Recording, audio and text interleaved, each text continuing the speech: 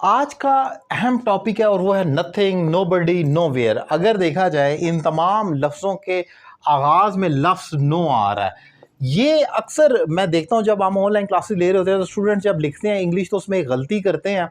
वो ये करते हैं कि इन लफ्ज़ों के साथ नॉट का भी इजाफा करते हैं नेगेटिव बनाने के लिए, क्योंकि उनको लगता है कि जब हम नेगेटिव फिक्रा बना रहे हैं तो उसमें नॉट लाजमी है।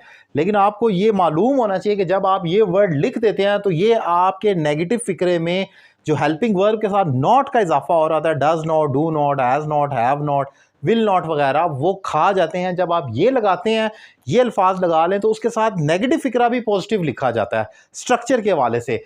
डिफाइन करूंगा उस टॉपिक को, और अगर आपको मेरे पढ़ाने का तरीका अच्छा लगे तो आप मुझसे ऑनलाइन इंग्लिश लैंग्वेज कोर्स कर सकते हैं। नंबर आपकी स्क्रीन पर मौजूद है।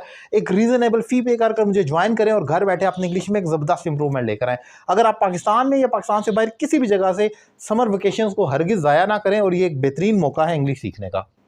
एग्जाम्पल देखते हैं, एग्जाम्पल से क्लियर होगा कि किस तरीके से ये फॉर्मेशन पॉजिटिव होती है। फॉर एग्जाम्पल, जैसे मैंने यहां पर लिखा है ही हैज डन नथिंग, उसने कुछ नहीं किया है। अब मैं ये नहीं कह रहा he has not done anything, अगर पॉजिटिव फॉर्मेशन करूं तो एनीथिंग फिर आएगा, लेकिन मैं कहूंगा ही हैज डन नथिंग, उसने कुछ नहीं किया।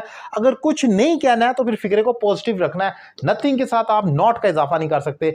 There is nothing to tell you, कुछ भी नहीं है तुम्हें बताने के लिए, यानी कि मैं कुछ भी नहीं बता सकता, ये कुछ है ही नहीं। There is nothing to tell you, अब मैंने ये नहीं कहा there is not anything to tell you, मतलब इतना लंबा नहीं करना। नथिंग के साथ नॉट का सवाल ही पैदा नहीं होता। अब नोबडी पर आते हैं। नोबडी का मतलब है कोई नहीं, यानी कोई शख्स नहीं। नोबडी हेल्प्ड मी, किसी ने मेरी मदद नहीं की। अब मैं ये नहीं कह सकता nobody did not help me. अक्सर जो गलती होती है वो ये होती है, नोबडी के साथ आप नॉट भी लगा देते हैं, गलत। नोबडी केम यस्टरडे, कल कोई नहीं आया। अब ये नहीं हो सकता nobody did not come yesterday, गलत। नोबडी के साथ नॉट नहीं लगाना है, या डिड हेल्पिंग वर्ब के साथ कुछ भी नहीं खिलवाड़ करना, आपने सिर्फ पॉजिटिव फिक्रा लिख देना है। अब आगे नोवेयर की तरफ आते हैं। नोवेयर का मतलब ये कहीं नहीं। आई एम गोइंग नोवेयर, मैं कहीं नहीं जा रहा, नेगेटिव कर दिया नहीं के लिए, तो मैं कहीं नहीं जा रहा, I am going nowhere simply. तो ये आपने देखा कि हम नोवेयर, नोबडी, नथिंग, ये वो अल्फाज हैं। या एक और वर्ड है नेवर, नेवर के साथ भी फिक्रा आपने हमेशा पॉजिटिव लिखना होता है। ही नेवर कॉल्ड मी, उसने कभी मुझे कॉल नहीं की। अब ये आपने ये नहीं कहना he never did not call मी या कुछ भी। आप नेवर के साथ कभी भी हेल्पिंग वर्ब और नॉट का इजाफा नहीं कर सकते। आपने हमेशा उसके साथ नेगेटिव पॉजिटिव फिक्रा ही लिखना है। Never, nothing, nobody.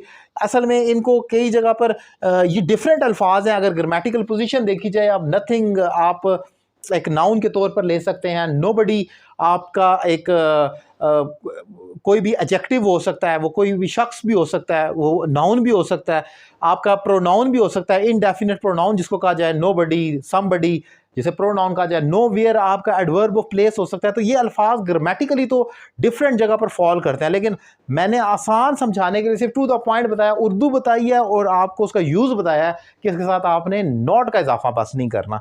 बाकी अगर ग्रामेटिकल पोजीशन पता है तो ठीक है, नहीं पता तो भी आपका काम चल जाएगा। लेक्चर कैसा लगा अपनी राय का इजहार करें, और ऑनलाइन क्लासेस के लिए आप मुझसे रब्ता कर सकते हैं। Thank you very much.